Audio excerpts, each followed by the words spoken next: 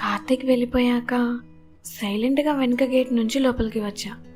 ఇంటి తలుపులైతే తీసే ఉన్నాయి. నెమ్మదిగా లోపల ఎవరైనా ఉన్నారా అని చూసా. అమ్మ వాళ్ళు కిచెన్లో ఉన్నారు. అమ్మమ్మ బయట ముగ్గు వేస్తుంది. సౌండ్ రాకుండా ఫాస్ట్గా నా రూమ్లోకి వెళ్ళి తలుపులు వేసుకున్నా. బెడ్ మీద కూర్చొని అమ్మయ్యా ఎవ్వరూ చూడలేదు అలా అనుకున్నానో లేదో వెంటనే ఎవరో వస్తున్నట్టుగా అనిపించింది. ఫాస్ట్గా దుప్పటి కప్పుకున్నా. కానీ కార్తీక్ ఇచ్చిన కోట్ ఇంకా వేసుకునే ఉన్నా. మళ్ళీ ఫాస్ట్గా లేచి కోట్ తీసేసి దిండు కింద పెట్టేసి మళ్ళీ పడుకున్నా. అప్పుడే అమ్మ లోపలికి వచ్చింది. సత్య, ఇంకా లేవలేదా? లెగ్గు, ఈరోజు నాన్ వెజ్ వెయిట్ చేస్తున్నావు కదా 2 days నుంచి నాన్ వెజ్ కావాలి అని. లెగ్గు మరి అని అంది. హా అమ్మ, లేచే ఉన్నా అని లేచి కూర్చున్నా. గుడ్ గర్ల్, తొందరగా రా, టీ ఇస్తా అని వెళ్ళిపోయింది. అమ్మయ్య, అమ్మ కూడా చూడలేదన్నమాట ఇంతసేపు. కానీ ఎవరైనా చూసుంటేనా ఇక అంతే, ఏం జరిగేదో ఏమో. ఈ కొంచెం సేపట్లో ఎంత కంగారు పడితే పడ్డా కానీ మంచి వ్యూ చూసా. ఎంత బాగుంది, ఎప్పటికీ గుర్తుండిపోతుంది ఈ వ్యూ. ఏంటో అసలు అలా ఎలా వెళ్ళిపోయా అబ్బాయితో? అంత నమ్మకం ఎలానే? అంత ఎర్లీ మార్నింగ్ తనతో బైక్ మీద.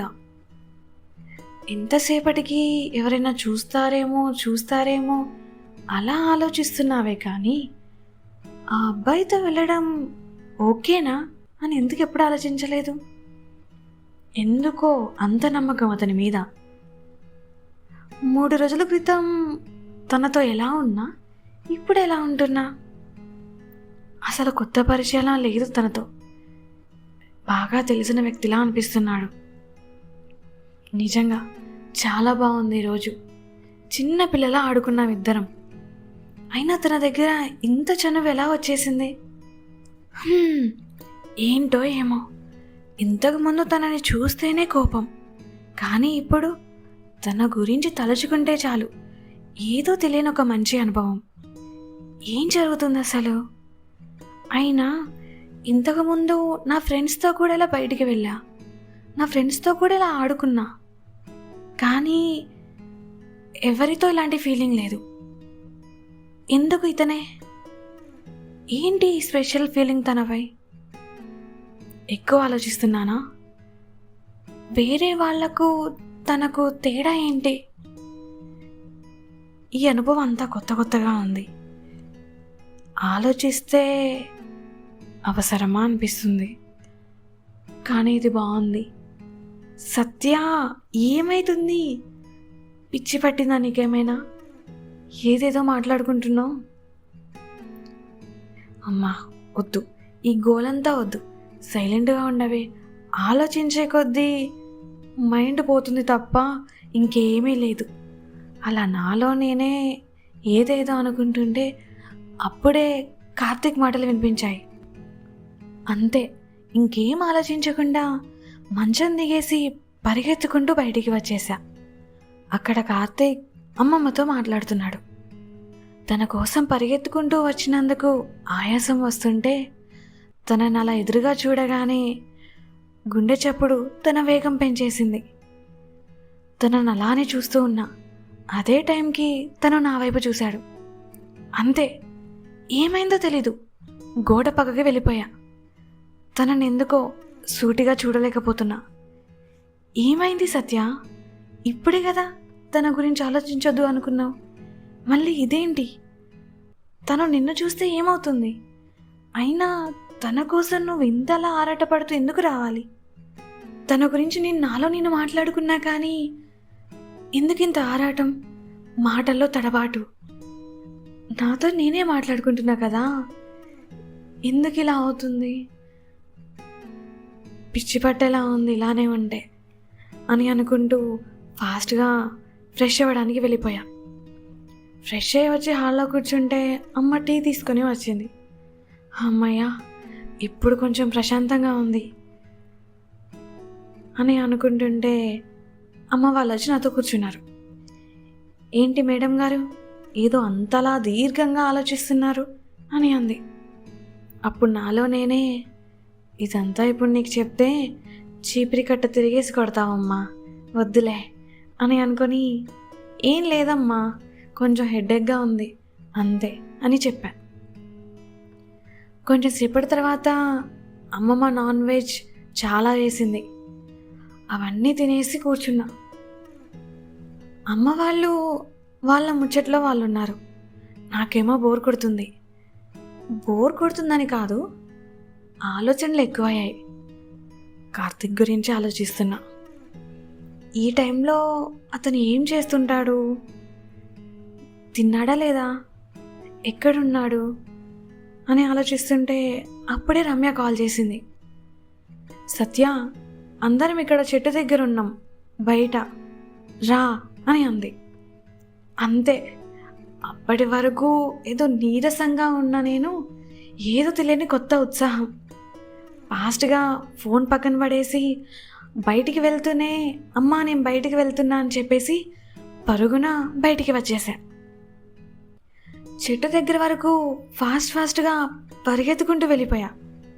దూరంలో కార్తిక్ని చూశానో లేదో, అంతే పరుగు కాస్త నడకగా మారింది.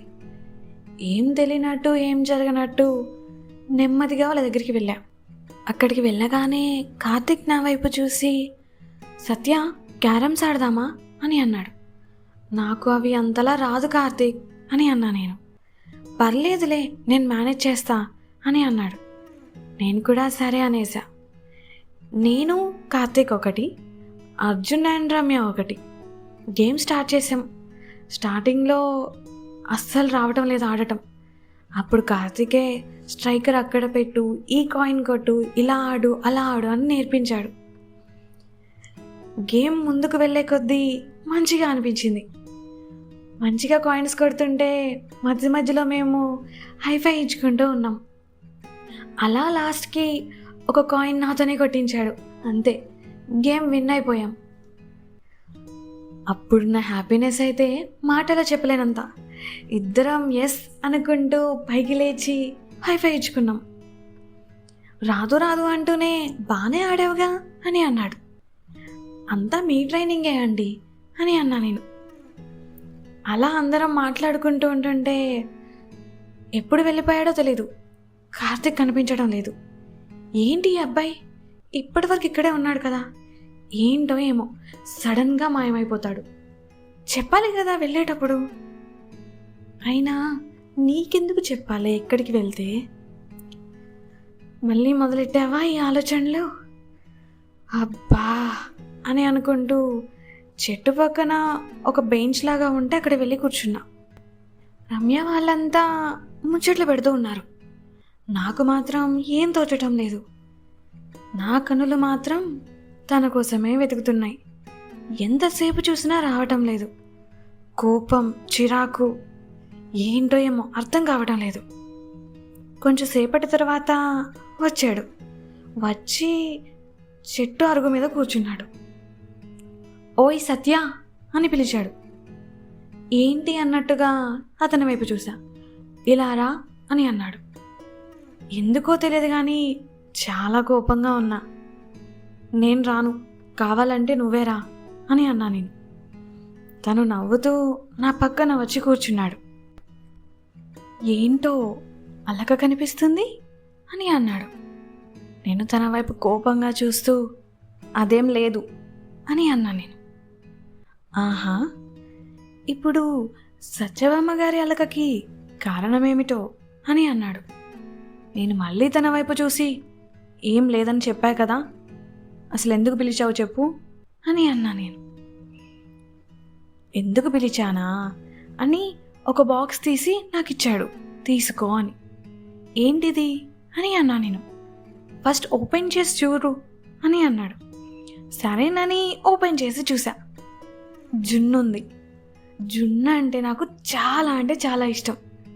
అది చూడగానే అప్పటి వరకు ఉన్న కోపం అంతా గాల్లో కలిసిపోయింది. కార్తిక్, జున్నా! థ్యాంక్ యూ కార్తిక్, ఎన్ని రోజులైందో తెలుసా తిని అని అన్నా నేను.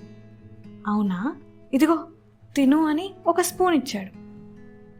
స్పూన్ తీసుకొని టేస్ట్ చేశా. చాలా బాగుంది.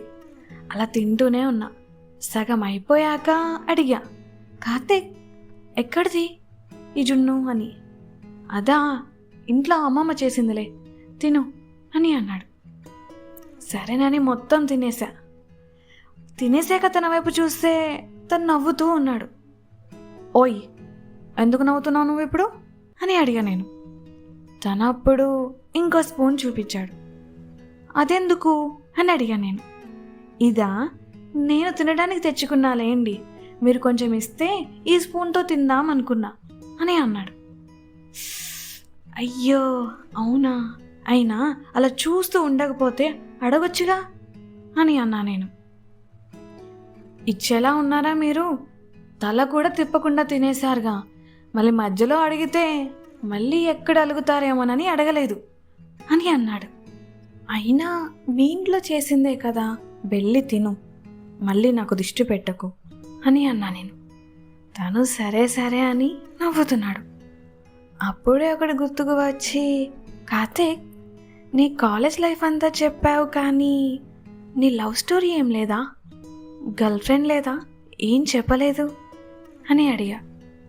అది విని తను అలా ఆకాశం వైపు చూస్తున్నాడు. తను ఏం చెప్తాడా ఏంటా అని టెన్షన్. ఉందని చెప్తాడా, లేదని చెప్తాడా, లేదనే చెప్పాలి అని తన వైపే చూస్తూ ఉన్నా. అప్పుడు తను నా వైపు చూసి నవ్వుతూ, ఎందుకు లేదు, ఉందిగా అని అన్నాడు. అంతే, నేను షాక్, మాటలు రావటం లేదు. అదే ఆశ్చర్యంతో, ఏంటి నీకు లవ్ స్టోరీ ఉందా అని అన్నా నేను. అప్పుడు తను నా వైపు అదోలా చూస్తూ, అదేంటి, నేను లవ్ చేయకూడదా అని అన్నాడు.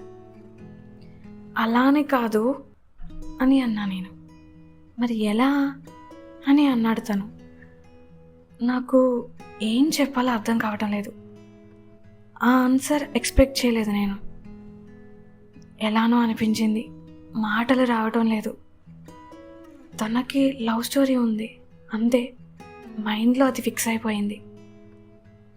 నాకు అక్కడ ఒక్క క్షణం కూడా ఉండాలనిపించలేదు. కార్తీక్ నేను ఇంటికి వెళ్తా అని లేచి నిల్చున్నా. అప్పుడు తను, ఓయ్ మళ్ళీ ఏమైంది అని అన్నాడు. ఏం లేదు కార్తీక్, చాలాసేపు అయింది కదా, నేను వెళ్తా అని చెప్పేసి ముందుకు వచ్చేసా. వెనక్కి తిరిగి చూడకుండా అక్కడి నుంచి వచ్చేసా.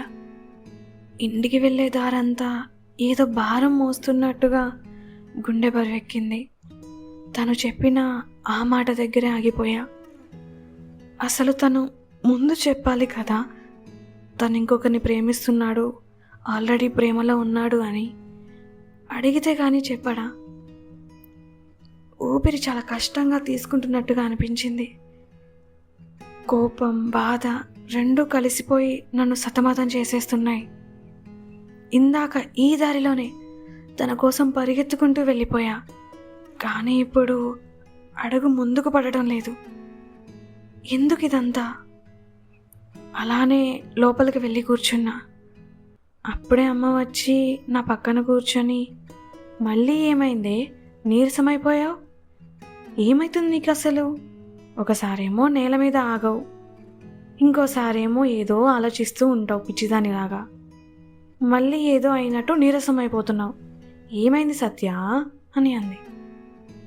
ఏం లేదమ్మా, మధ్యాహ్నం కొంచెం ఎక్కువగా తిన్నాను కదా, అందుకే కొంచెం మత్తుగా ఉంది అంతే, నేను వెళ్ళి పడుకుంటా అని చెప్పేసి నా రూమ్లోకి వచ్చి పడుకున్నా. పక్కకి తిరిగి చూస్తే ఉదయం కార్తీక్ ఇచ్చిన కలువ పువ్వు కనిపించింది. మళ్ళీ తను గుర్తుకు వచ్చాడు. వేరే వైపు తిరిగి పడుకున్నా. దిండు కింద తన కోట్ ఉంది. అబ్బా ఏంటి అబ్బాయి గోలా అని అనుకొని ఆ కోట్ తీసి కబోర్డ్లో విసిరేసి అలానే మంచం మీద కూర్చున్నా. సత్య, ఇప్పుడు అసలు పెద్ద ఏదో అయిపోయినట్టు ఎందుకు ఈ ఏడుపంతా? అతను లవ్లో ఉంటే నీకేంటే బాధ? నువ్వెందుకు ఇంతలా ఆలోచిస్తున్నావు? ఇష్టపడ్డానా? ఇంతలోనే అంత ఇష్టమా? అయినా దీనికి ఏ పేరు పెట్టాలి? అయినా తను ఆల్రెడీ రిలేషన్లో ఉన్నప్పుడు నాతో ఎందుకు ఇలా ఉన్నాడు? లేదు, తను నార్మల్గానే ఉన్నాడు. నేనే ఎక్కువగా ఊహించేసుకున్నానా? నేనేం ఊహించుకోలేదు కదా, కానీ ఎక్కువగా ఆలోచించానా? అయినా సరే తను ఒక్క మాట ముందు చెప్పొచ్చు కదా, నాకు ఇప్పుడు ఇంత బాధ ఉండేది కాదు కదా. తన మీద చాలా అంటే చాలా కోపం వస్తుంది. ఒక్కసారిగా ఇన్ని రోజులు మా మధ్య జరిగిందంతా కనుల ముందు కనిపిస్తుంది. అలానే ఆలోచిస్తూ నిద్రపోయా. కొంచెం సేపటి తర్వాత అమ్మ వచ్చి, సత్య, నిద్రపోతే ఇంకా మత్తుగానే ఉంటుంది, లెగ్గు, టీ తీసుకొస్తా అని చెప్పింది. సరే అని లేచి ఫ్రెష్ అయ్యి బయట వచ్చి కూర్చున్నా. అమ్మ టీ తీసుకొని వచ్చింది. టీ తాగుతూ కొంచెం సేపు ఇద్దరం మాట్లాడుకుంటూ ఉన్నాం. అప్పుడే రమ్య వాళ్ళు వచ్చారు. సత్య, కబడ్డీ పోటీలు జరుగుతున్నాయంట, చూద్దాం రా కదా అని అన్నారు. నాకేమో వెళ్ళాలని లేదు. ఇప్పుడు వెళ్తే అక్కడ కార్తిక్ కనిపిస్తాడు, మళ్ళీ ఏదేదో ఆలోచిస్తూ ఉండిపోతా అని అనుకొని, లేదు రమ్య, మీరు వెళ్ళండి, నాకు ఓపిక లేదు అని అన్నా నేను. అప్పుడు అమ్మ, వెళ్ళవే, నిద్రపోతే ఇంకా అలానే ఉంటుంది, వెళ్ళి కొంచెం సేపు తిరిగిరా, సెట్ అయిపోతావు అని అంది. నేను కూడా సరే అని వాళ్ళతో పాటు అక్కడికి వెళ్ళా. అక్కడికి వెళ్ళగానే ఎదురుగా కార్తిక్ కనిపించాడు. మళ్ళీ గుండె వేగంగా కొట్టుకుంటుంది. తనని సూటిగా చూడలేకపోతున్నా. అక్కడి నుంచి వెళ్ళిపోవాలనుంది. తనేమో నా వైపే వస్తున్నాడు. నాకు ఏం చేయాలో అర్థం కావటం లేదు. అప్పుడు ఏం జరిగిందంటారు? సత్య ఆ కోపం ఆ బాధలో కార్తిక్ని తిట్టేస్తుందా? అసలు ఏం జరుగుతుంది? పాపం సత్య ఎంత బాధపడుతుంది. ఈ కార్తిక్ ఉన్నాడే, ముందు చెప్పాలి కదా కార్తిక్ బాబు. తర్వాత ఏం జరిగిందో నెక్స్ట్ ఎపిసోడ్లో తెలుసుకుందాం. అప్పటి వరకు స్టే ట్యూన్డ్ టు నౌ ఊహాలోకం.